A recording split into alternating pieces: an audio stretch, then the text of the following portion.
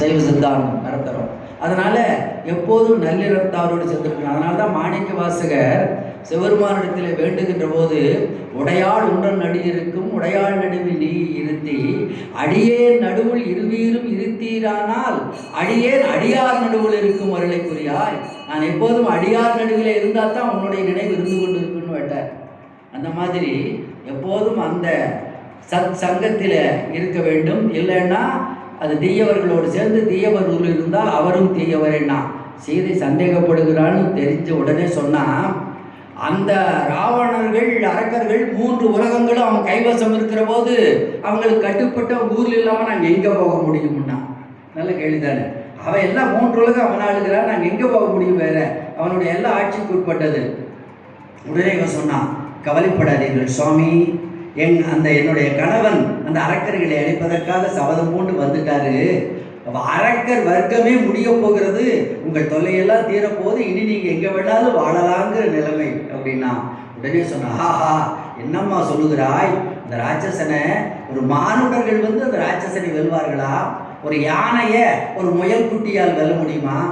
ஒரு ஆண் சிங்கத்தை ஒரு புள்ளிமானால் வெல்ல முடியும் என்றால் அவர்களால் அரக்கர்களை வெல்ல முடியும்னா, ஓஹோ அந்த விராதனை கரனை திரிசராவை தூசணனை 16,000 படை வீரர்களை ஒரு அம்பால் ஒரு கணத்தில் அழித்ததை நீங்கள் கேள்விப்பட்டது இல்லையா அப்படின்னா உடனே இவன் சொன்னா, அவர்களெல்லாம் ரொம்ப சாதாரணமானவர்கள், விற்பயிற்சி இல்லாதவர்கள்.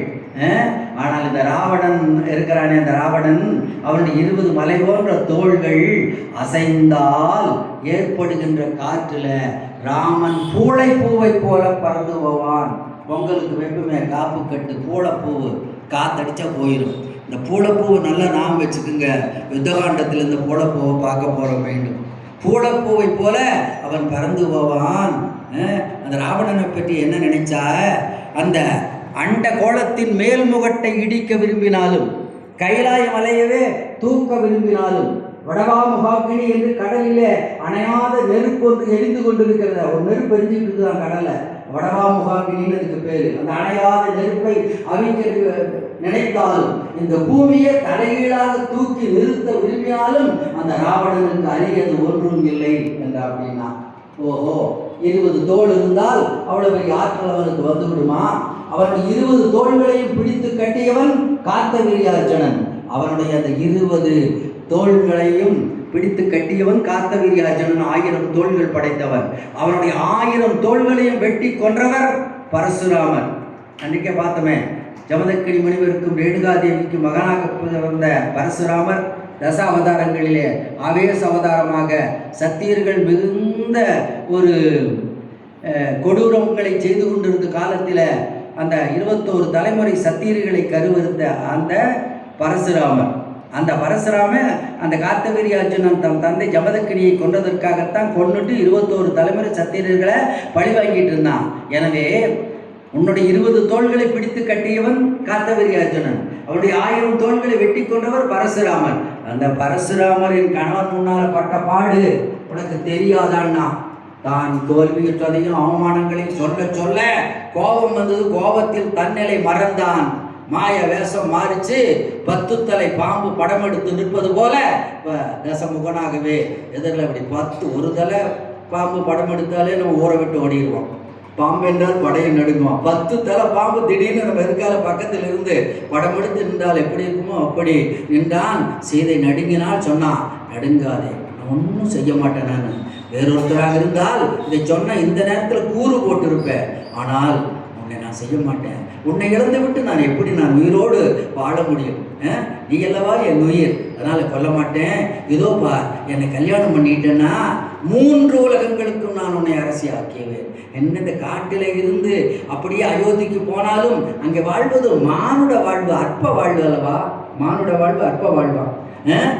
இந்த ராவணன் பூரா ஆடு, எப்போது பார்த்தாலும் கொச்சை மானுடர் மானுட பயல்கள் என்றே மனிதர்களை மதித்தவன். அதனால அற்ப வாழ்வா, 3 உலகங்களுக்கு உன்னை அரசியாக்குறேன்னு பட்டாலும் காலில் விழுந்தான்.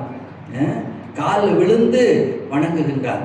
உடனே சீதச்சனா, சீ நாயை எழுந்துரு, தேவர்களுக்கு வைக்கின்ற ஒரு அவி உணவை ஒரு எச்சில் நாய் வாய் வைத்தாற் போல வந்து எந்த காரியத்தை செய்கின்றாய்? என்னுடைய கணவனும், ஒருவேளை என் கணவன் கூட கருணாமூர்த்தி விட்டாலும் விட்டு விடுவான், கூட ஒருத்தன் வந்திருக்கிறானே பார்த்தால் கூறு போட்டுடுறான், கூறு போட்டு விடுவான், சீக்கிரமாக உயிர் மேல் ஆசை இருந்தால் ஓடிவிடு, இறையோனே இளையோனே, இறையோனே இளையோனே என்று கூவி அழைத்தாள்.